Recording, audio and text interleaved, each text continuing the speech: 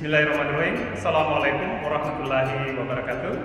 Perkenalkan, saya Mukhlis SPD NPD atau Mr. Lee, trainer UNICEF dan juga sebagai guru SMP Negeri 2 Batampone, Kabupaten Bone. Anak-anakku yang super hebat, hari ini kita akan mendapatkan sebuah pengetahuan penting sekaligus keterampilan penting. Kita akan belajar sebuah pelajaran baru yang akan dimasukkan dalam kurikulum pelajaran kita di sekolah, yaitu pendidikan kecakapan hidup.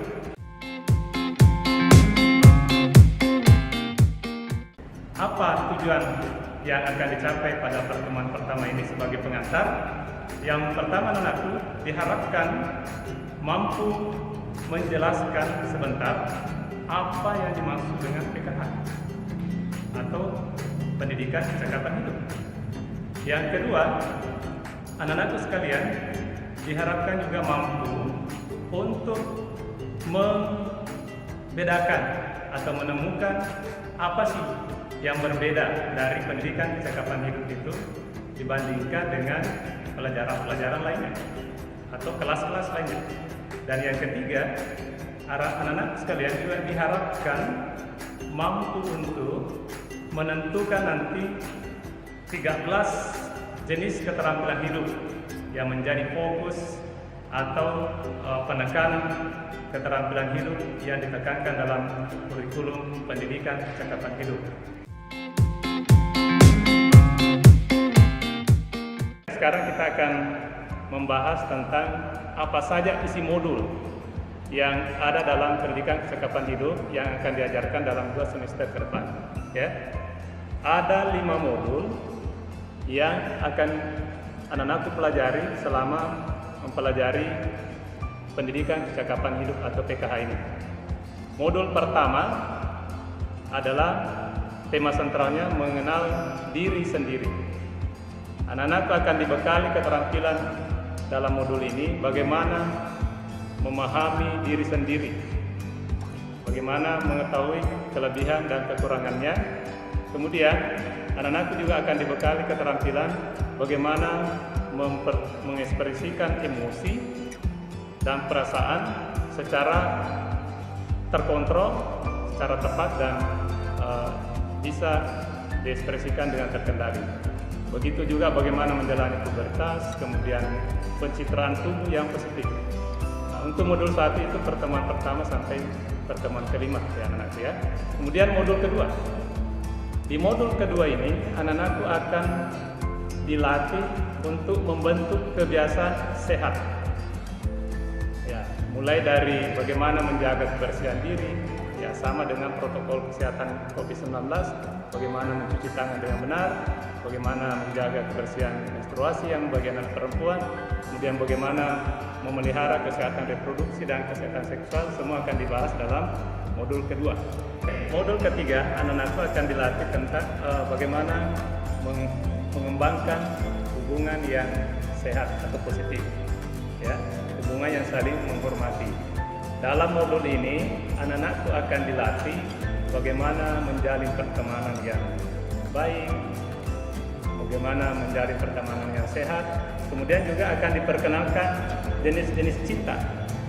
Tapi jenis cinta yang sehat anak-anakku ya, termasuk cinta terhadap diri sendiri, terhadap keluarga, terhadap masyarakat, dan mungkin juga terhadap lawan jenis yang tentu ada batas-batasnya yang akan diperkenalkan ya.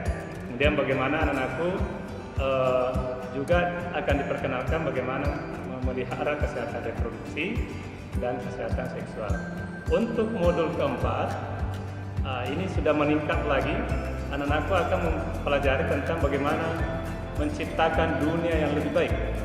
Anak-anakku akan diajak untuk terlibat langsung, berperan langsung menciptakan dunia yang lebih baik.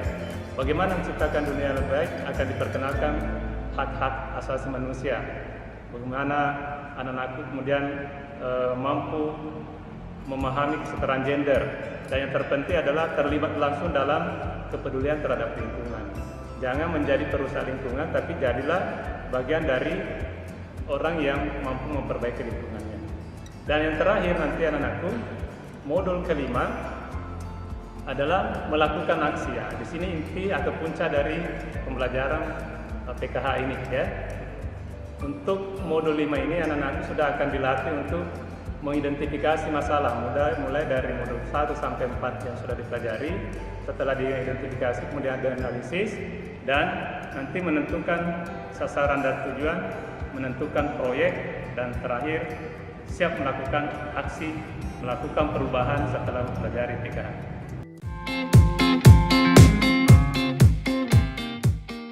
Baik anak-anakku yang saya banggakan, selanjutnya khususnya dalam pendidikan kecakapan hidup, anak-anakku membutuhkan 3 jenis keterampilan yang mampu mengantar anak-anakku untuk meraih kesuksesan di masa yang akan datang. Yang sudah kita bahas tadi, anak-anakku yang juara 1 di kelas, juara olimpiade dan seterusnya itu baru dikenal dengan keterampilan akademik atau academic skill. Kemudian yang mahir internet, mahir pertukangan, mahir dalam membuat bangunan dan sebagainya itu juga baru dikenal dengan keterampilan penghidupan atau livelihood skills. Satu keterampilan lagi yang dibutuhkan adalah life skills, keterampilan hidup. Jadi ada 3 jenis keterampilan. Ibarat sebuah kursi yang kakinya 3, anak-anakku bisa bayangkan kalau salah satu kaki dari kursi itu tidak lengkap, maka bisa dibayangkan kursi itu akan jatuh, tidak seimbang. Sama dalam kehidupan kita. Jadi kita juga butuhkan satu keterampilan lagi yang disebut dengan keterampilan hidup atau life skills.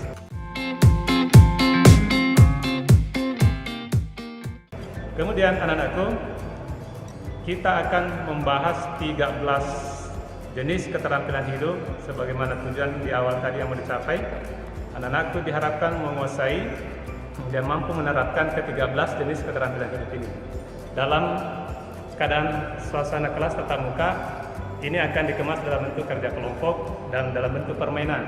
Tapi ini adalah bersifat tutorial, jadi saya sebutkan saja nanti anak-anakku yang mencari jawabannya.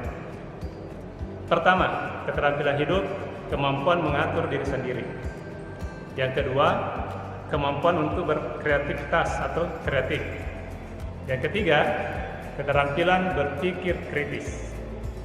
Dan yang keempat, keterampilan atau kemampuan untuk mengambil keputusan. Ini juga bagian dari keterampilan hidup.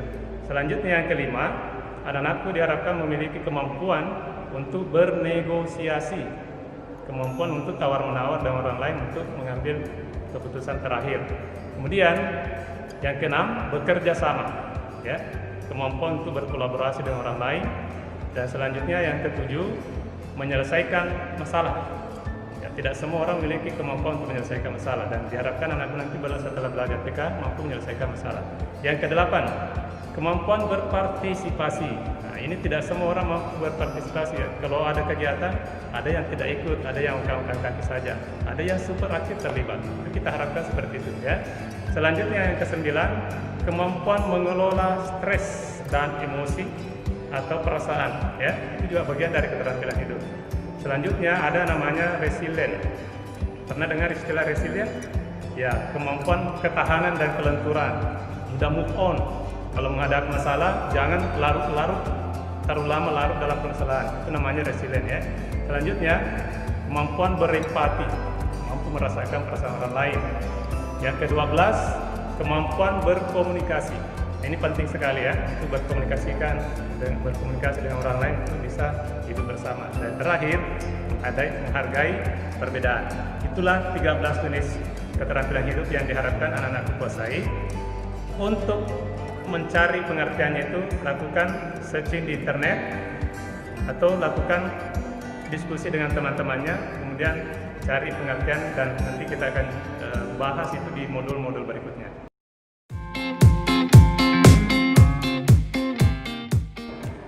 Baik anak-anakku, kita akan masuk pada tahap kesimpulan dan pesan penting yang diharapkan dalam modul ini atau pertemuan ini. Pesan pentingnya adalah PKH dikatakan berbeda, terutama tadi dalam beberapa cara. Yang pertama, PKH berbeda karena menyenangkan. Yang kedua, PKH berbeda dengan mata pelajaran lainnya karena PKH bersentuhan langsung dengan kehidupan nyata anak-anakku sekalian. PKH juga dikatakan berbeda karena juga tidak ada pertanyaan dianggap sepele atau dianggap bodoh. Selanjutnya, kesimpulan. Apa kesimpulan kita? Yang pertama, apa pengertian tadi dari pendidikan kesehatan hidup, yaitu kemampuan untuk mengatasi permasalahan-permasalahan yang ada atau tantangan-tantangan hidup dalam kehidupan kita sendiri, dalam kehidupan sehari-hari. Kemudian yang kedua, ada 3 jenis keterampilan yang dibutuhkan supaya seimbang: keterampilan akademik atau life skill, academic skill, keterampilan penghidupan atau livelihood skill, dan yang ketiga adalah life skills, keterampilan hidup.